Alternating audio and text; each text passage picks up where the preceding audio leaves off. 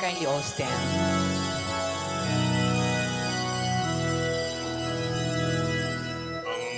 Puso ko'y nagpupuri sa Panginoon. Nagagalak ang aking espiritu sa aking tagapagligtas. Nagagalak ang aking espiritu sa aking tagapagligtas. We gather in the name of the Father, and of the Son, and of the Holy Spirit. Amen. The grace of our Lord Jesus Christ, and the love of God, and the communion of the Holy Spirit be with you all. And with your spirit. My dear friends, let us acknowledge our sins, and so prepare ourselves to celebrate the sacred mysteries. I confess to Almighty God and to you, my brothers and sisters, that I have greatly sinned in my thoughts and in my words, in what I have done and in what I have failed to do. Through my fault, through my most grievous fault. Therefore I ask Blessed Mary, ever Virgin, all the angels and saints, and you, my brothers and sisters, to pray for me to the Lord our God. May Almighty God have mercy on us, forgive us our sins, and bring us to everlasting life. Amen. Lord, have mercy. Lord, have mercy. Christ, have mercy. Christ, have mercy. Lord, have mercy. Lord, have mercy.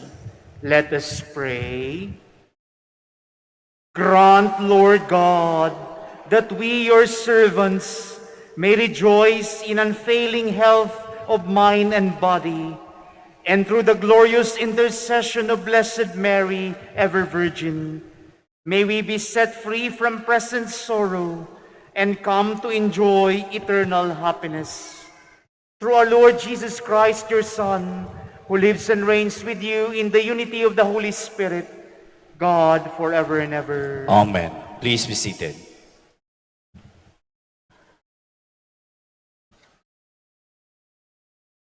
A reading from the book of the prophet Jeremiah. The priests and prophets said to the princess and to all the people, "This man deserves death. He has prophesied against this city, as you have heard with your own ears." Jeremiah gave this answer to the princess and all the people. "It was the Lord who sent me to prophesy against this house and city all that you have heard. Now, therefore, reform your ways and your deeds. Listen to the voice of the Lord your God, so that the Lord will repent of the evil with which he threatens you. As for me, I am in your hands. Do with me what you think good and right. But mark well, if you put me to death, it is innocent blood you bring on yourselves, on this city and its citizens. For in truth, it was the Lord who sent me to you, to speak all these things for you to hear." Thereupon the princess and all the people said to the priests and prophets, "This man does not deserve death.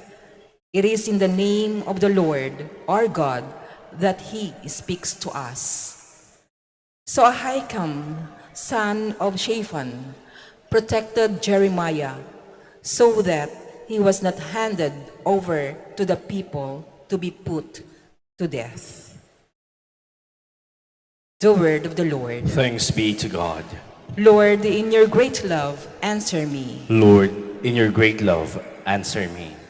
Rescue me out of the mire. May I not sink. May I be rescued from my foes and from the watery depths.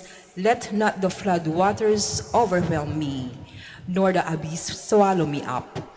nor the pit close its mouth over me. Lord, in your great love, answer me. But I am afflicted and in pain. Let your saving help, O God, protect me. I will praise the name of God in song, and I will glorify him with thanksgiving. Lord, in your great love, answer me. See, you lowly ones, and be glad. You who seek God, may your hearts revive. For the Lord hears the poor, and his own who are in bonds he spurns not. Lord, in your great love, answer me. Please stand. Hallelujah, hallelujah, hallelujah, hallelujah. Blessed are they who are persecuted for the sake of righteousness, for theirs is the kingdom of heaven. Hallelujah, hallelujah, hallelujah, hallelujah. The Lord be with you. And with your spirit. A reading from the Holy Gospel according to Matthew. Glory to you, O Lord. Herod the Tetrarch heard of the reputation of Jesus and said to his servants, "This man is John the Baptist. He had been raised from the dead.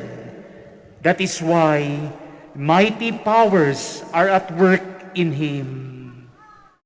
Now, Herod had arrested John, bound him, and put him in prison on account of Herodias, the wife of his brother Philip.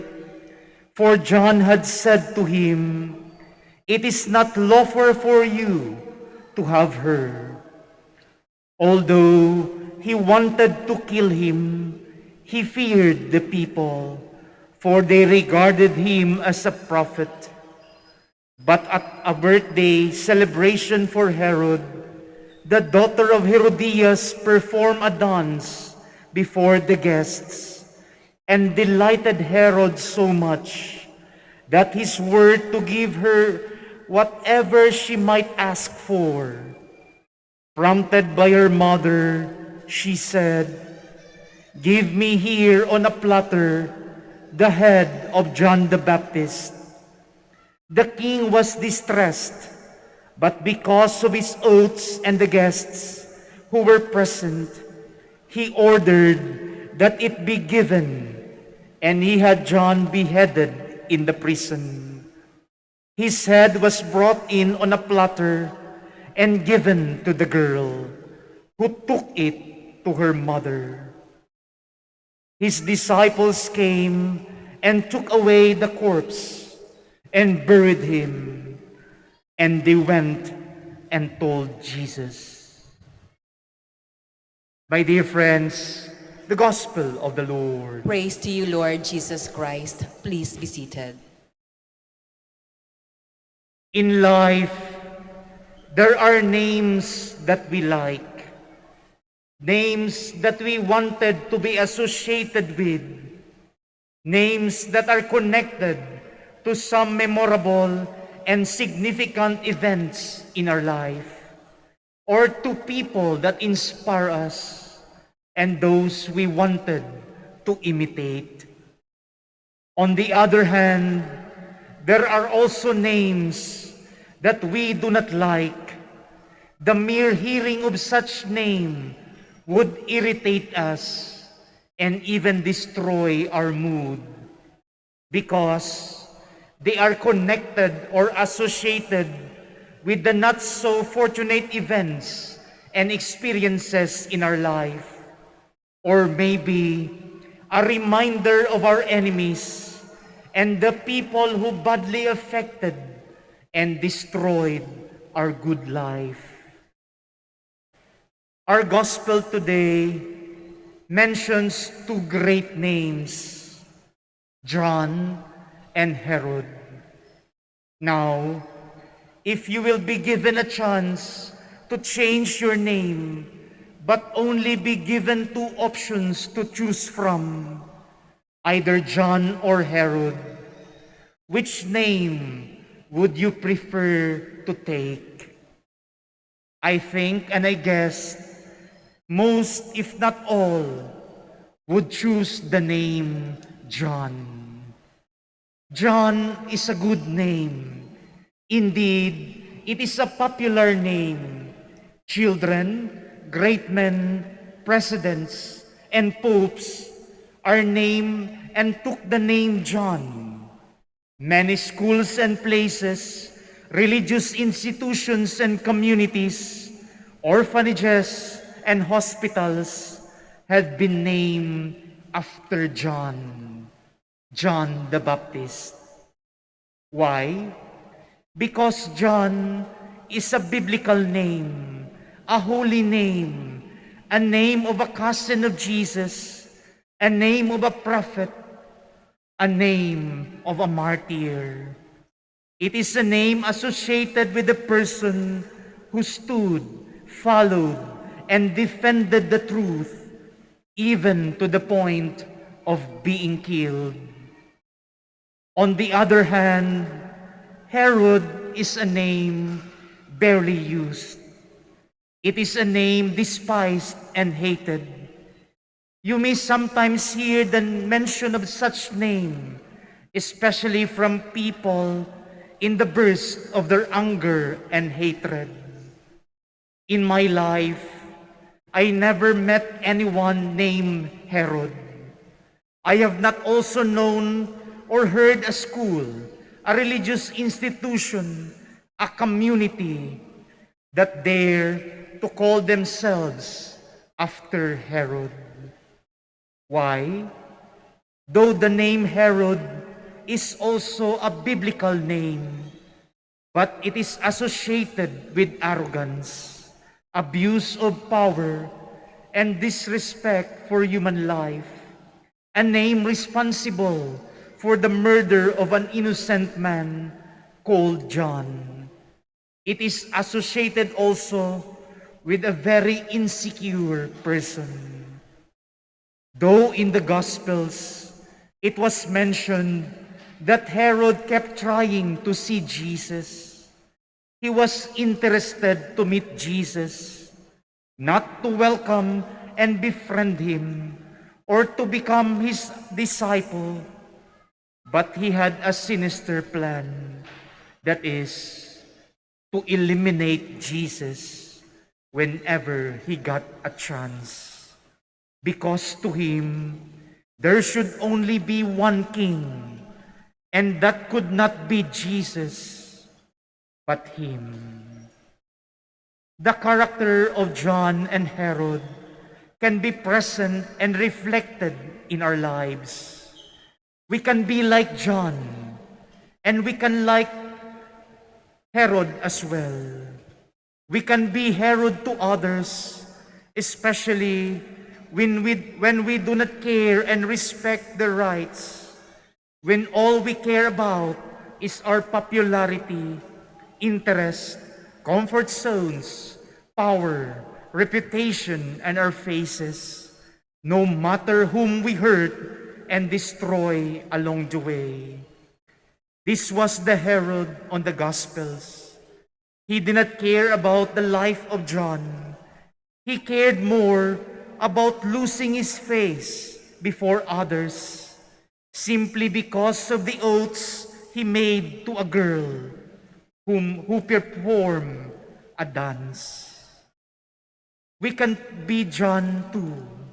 We are John if we stand as conscience of God to others, when we never compromise what is true, what is moral and just. If we are honest and respectful, even in little things, and even though others are not. If we follow, practice, and defend the gospel values, even to the point of being hated by others. John stood by and for the truth at the cost of his life, and his critics and enemies could not tolerate him inasmuch as he disturbed them so badly. Now, as Christians, as followers of the Lord, we ask ourselves, are we like John? Or are we more like Herod? Where do we stand? By which name do we want to be known and remembered?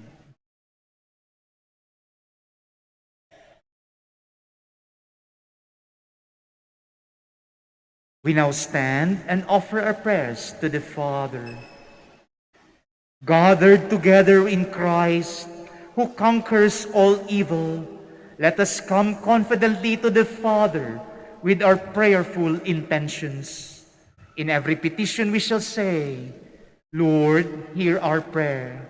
Lord, hear our prayer, that the Church may be renewed and give faithful witness to the proper values of life and so help restore a fallen world. Let us pray to the Lord. Lord, hear our prayer.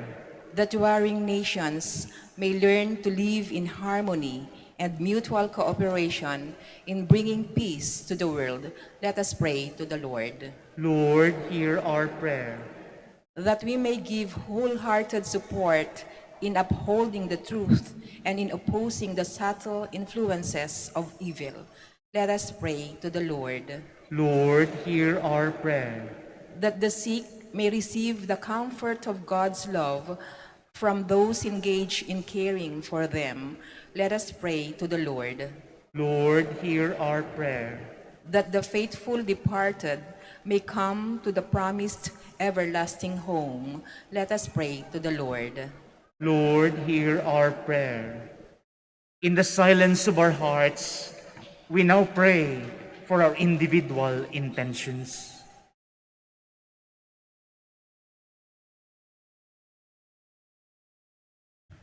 Almighty God and Father, as we offer our prayers, we thank you for your Son, the conqueror of sin and death, who lives and reigns with you forever and ever. Amen. Please be seated.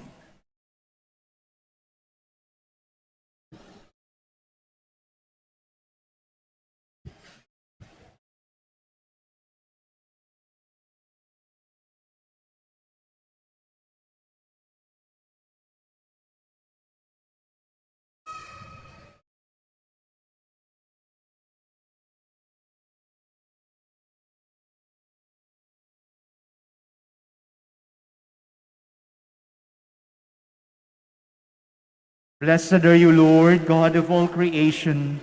For through goodness we have received the bread we offer you, fruit of the earth and work of human hands. It will become for us the bread of life. Blessed be God forever.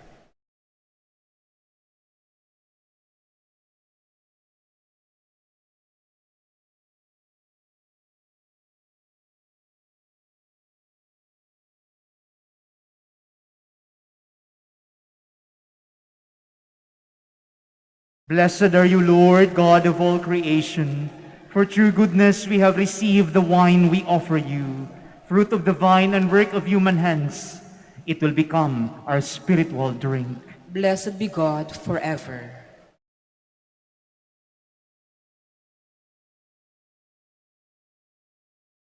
Please stand. Pray, my dear friends, that my sacrifice and yours may be acceptable to God, the Almighty Father. May the Lord accept the sacrifice at your hands for the praise and glory of his name, for our good and the good of all his holy church. Receive, O Lord, we ask, the prayers of your people with the sacrificial offerings, that through the intercession of Blessed Mary, the mother of your Son, no petition may go unanswered, no request be made in vain. Through Christ our Lord. Amen. The Lord be with you. And with your spirit, Lift up your hearts. we lift them up to the Lord. Let us give thanks to the Lord our God. It is right and just. It is truly right and just, our duty and our salvation, to praise your mighty deeds in the exaltation of all the saints, and especially as we celebrate the memory of the Blessed Virgin Mary, to proclaim your kindness as we echo her thankful hymn of praise. For truly, even to earth's ends, you have done great things and extended your abundant mercy from age to age. When you look on the lowliness of your handmaid, you gave us through her, the author of our salvation, your Son, Jesus Christ our Lord. Through him, the host of angels adores your majesty and rejoices in your presence forever. May our voices, we pray, join with theirs in one chorus of exultant praise as we acclaim.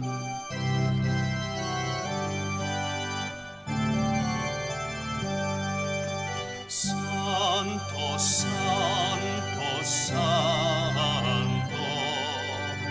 Panginoong Diyos na makapangyarihan, napupuno ang langit at lupa ng kaluwalhatian mo.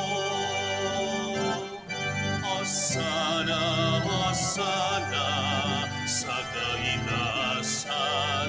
Hosana, Hosana, sa kaitaasan. Pinagpala ang naparirito sa ngalan ng Panginoon. Hosana, Hosana, sa kaitaasan. Hosana, Hosana, sa kaitaasan. Please kneel. You are indeed holy, O Lord, the fount of all holiness. Make holy, therefore, these gifts, we pray, by sending down your Spirit upon them like the dewfall, so that they may become for us the body and blood of our Lord Jesus Christ. At the time he was betrayed and entered willingly into his passion, he took bread and giving thanks, broke it, and gave it to his disciples, saying, "Take this, all of you, and eat of it, for this is my body, which will be given up for you."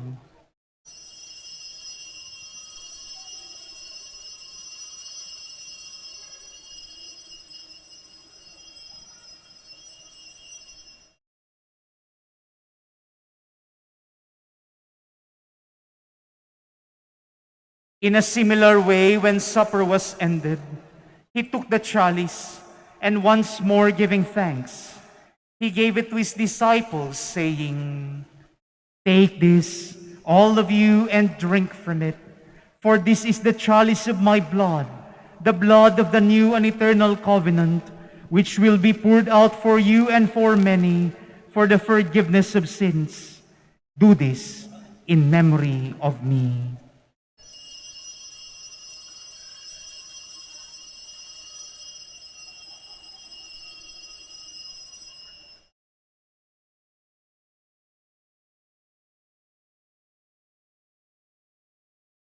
The mystery of faith.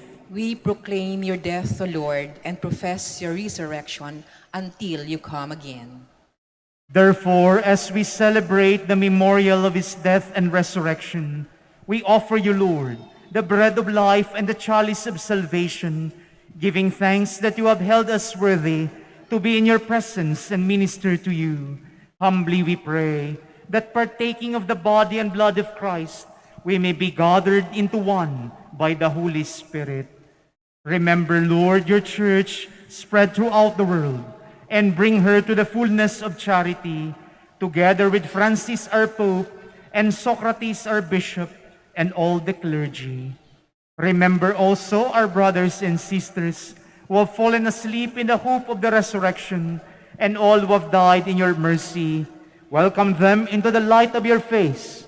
Have mercy on us all, we pray, that with the Blessed Virgin Mary, Mother of God, with Blessed Joseph, her spouse, with the blessed apostles, and all the saints who have pleased you throughout the ages, we may merit to be co-heirs to eternal life, and may praise and glorify you through your Son, Jesus Christ.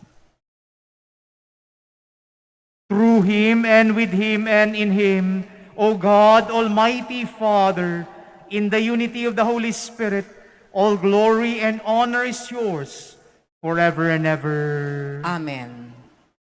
Please stand.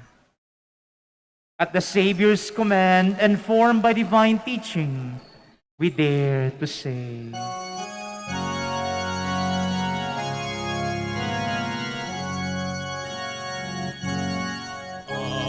Amanangin, sumasalangit ka, sambahin ang ngalan mo, mapasangin ang kaharian mo, sundin ang loob mo dito sa lupa para ng sa langit. Bigyan mo kami ngayon ng aming kakanin sa araw-araw.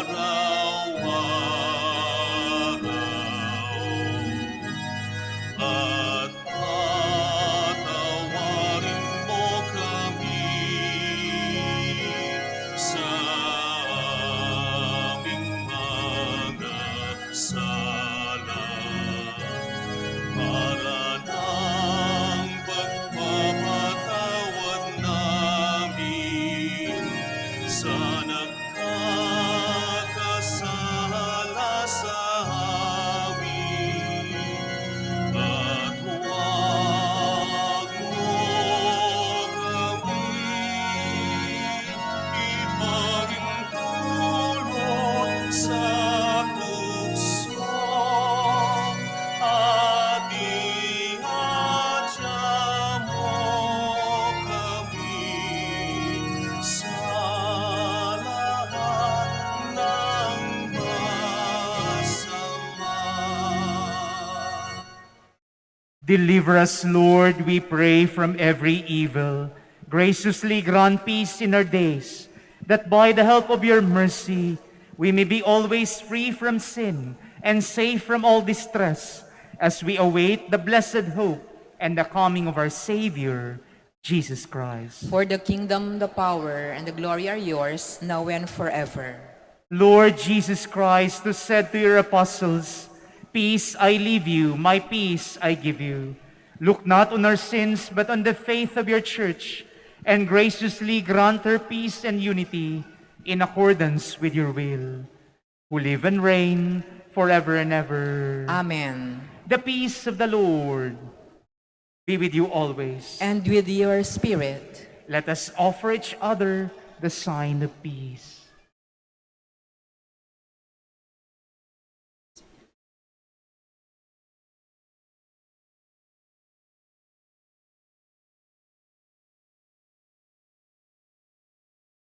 Lamb of God, Take away, who the, sins of the world, have mercy on us.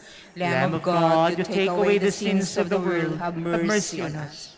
Lamb of God, you take away the sins of the world, grant us peace. Please kneel.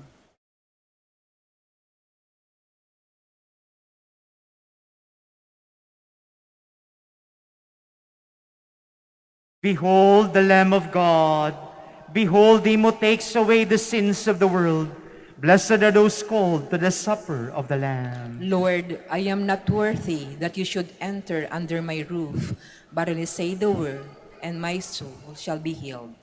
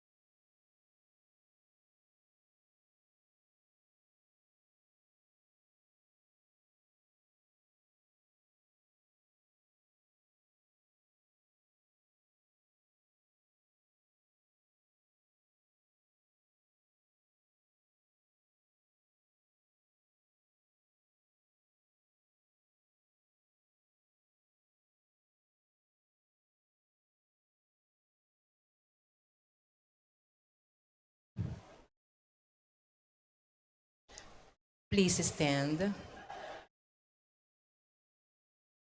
Let us pray. As we receive this heavenly sacrament, we beseech you, O Lord, your mercy, that we who rejoice in commemorating the Blessed Virgin Mary may, by imitating her, serve worthily the mystery of our redemption. Through Christ our Lord. Amen. Maraming salamat po sa inyong pakikisa sa ating banal na misa. The Lord be with you. And with your spirit. And may Almighty God bless you, the Father, and the Son, and the Holy Spirit. Amen. Go forth, the Mass is ended. Thanks be to God. We will now have the prayer and blessing of the sick and the blessing of religious articles. Our help is in the name of the Who Lord. made heaven and earth. Let us pray. God, our Almighty Father, by your blessing, you give us strength and support in our frailty.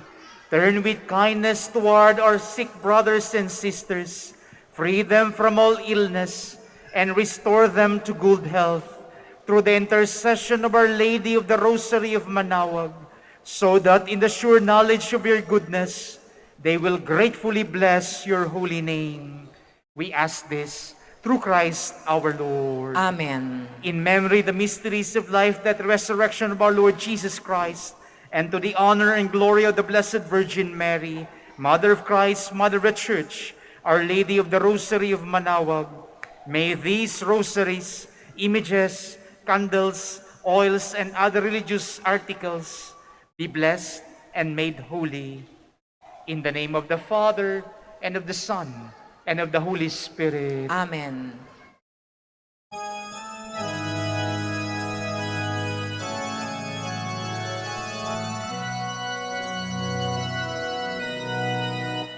O beautiful Mary, our loving Mother, do help us and lead us to our way to heaven.